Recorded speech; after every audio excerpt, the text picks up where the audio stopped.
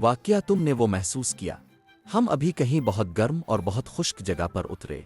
उधर उधर देखो, यहाँ हर तरफ रेत ही रेत है। सूरज की तपिश बहुत शदीद है और दूर दूर तक कोई किराने की दुकान नजर नहीं आती। खुश आमदीद वक्त के मुसाफिरों, मैं बाइबल के ज़मानों का मुसाफिर हूँ और आज हम इस वक्त में वापस जा रहे हैं जब खुदावंद ने अपनी कौम को मिस्र से निजात दी और वो बाबान सीन में सफ़र कर रहे थे।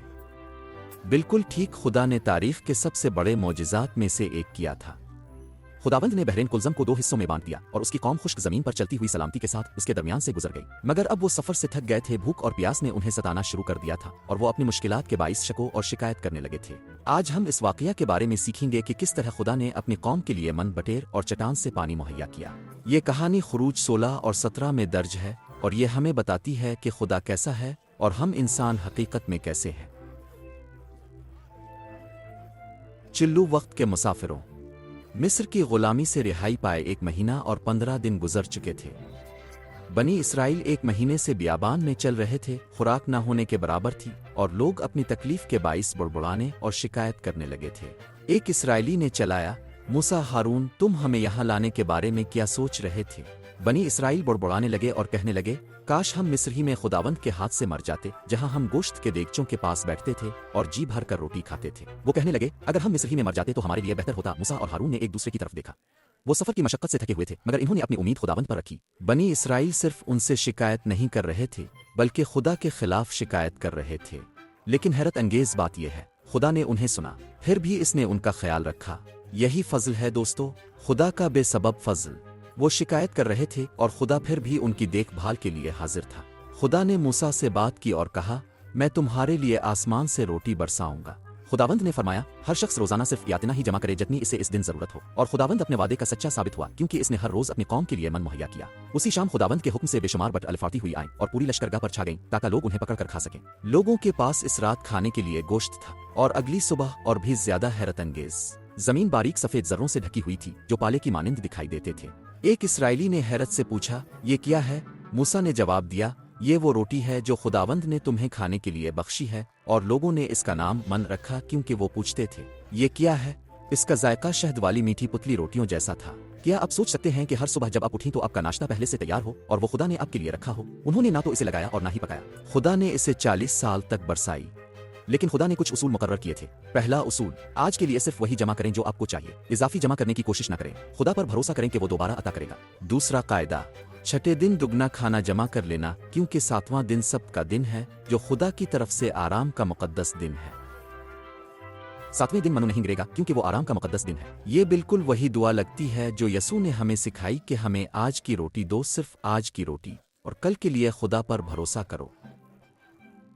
लेकिन कुछ लोगों ने उसूलों की पाबंदी नहीं की। उन्होंने अगले दिन के लिए कुछ ज्यादा मनु संभाल कर रख लिया। शायद वो वाकई खुदा पर एतमाद नहीं करते थे कि वो मजीद भेजेगा। सुबह जब उन्होंने देखा तो मनु में कीड़े पड़ गए थे और इसमें से बहुत बाव आ रही थी। ये खराब हो गया। मूसा ने उन्हें खुदा की हिदायत पर भरोसा करने की याद दिलाई। जब आप खुदा पर भरोसा करते हैं तो आपको घबराने की जरूरत नहीं। तुम आराम कर सकते हो, तुम फरमाबरदारी कर सकते हो। खुदा ने 40 साल तक हर सुबह अपने लोगों को खुराक देकर दिखाया कि वो हमेशा अपने वादे, वो कभी एक दिन भी नहीं छोड़ता था। बनी इसराइल सफर करते हुए रिफीदीम पहुंचे, मगर वहां एक नई परेशानी पैदा हो गई। पानी नहीं। लोग मायूस और गुस्से में थे।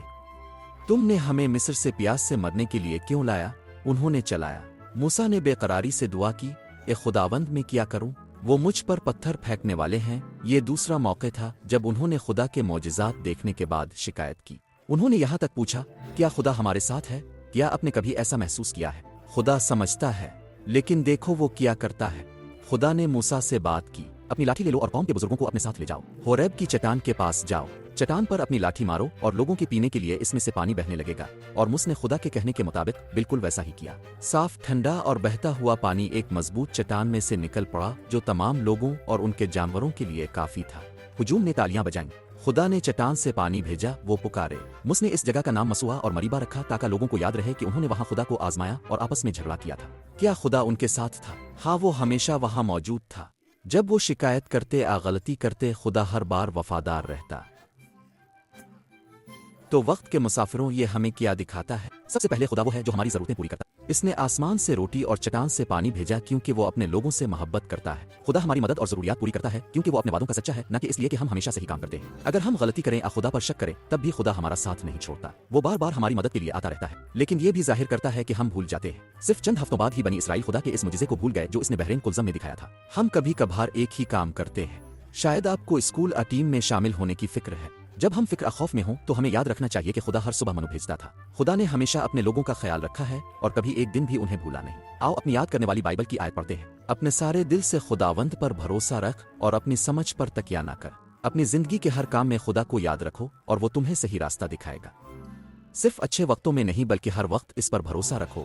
جب تم فکر مند ہو تو کہو، اے خدا میں تجھ پر بھروسہ رکھتا ہوں، وہ تمہاری راہوں کو سیدھا کرے گا۔ ہماری دوسری آیت ہے، خداوند میرا چرواہا ہے، مجھے کسی چیز کی کمی نہیں۔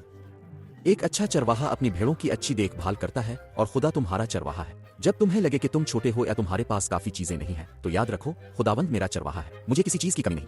خدا تمہیں جانتا اور دیکھتا ہے اور وہ تمہاری فکر کرتا ہے۔ اور آؤ دعا کریں، اے پیارے خدا تیرا شکر ہے کہ تو ہماری تمام ضروریات پوری کر۔ اے خدا ہماری مدد فرما کہ جب ہمیں کوئی راستہ جواب دکھائی نہ دے تب بھی ہم تجھ پر بھروسہ تو ہمارا چرواہا ہے اور ہمیں کسی چیز کی کمی نہیں۔ یسوع کے نام پر آمین۔